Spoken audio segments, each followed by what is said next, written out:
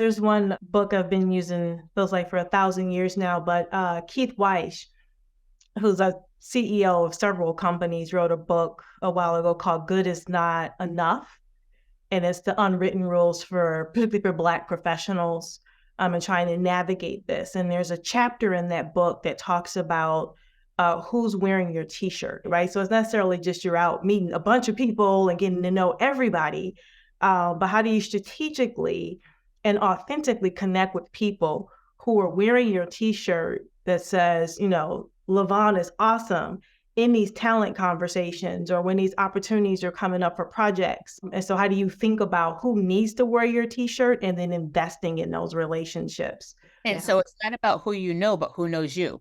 Absolutely. And there's something else that we also have to remember about that those relationships are two-way. It's not just for your benefit, it's also for their benefit. So what are you giving in exchange? How are you showing up in support of them and championing them as well? Or whatever it happens to be that you can do to create that partnership that's equitable.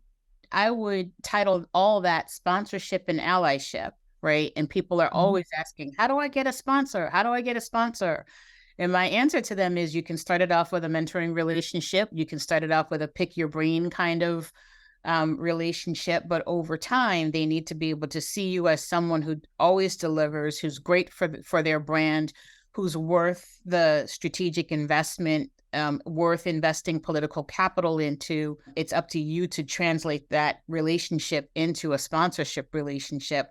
Whether you're aware that they are actually your sponsor behind closed doors or not, it's still worth you attempting to make sure that there are more reasons for a leader to see you as someone to vie for than not.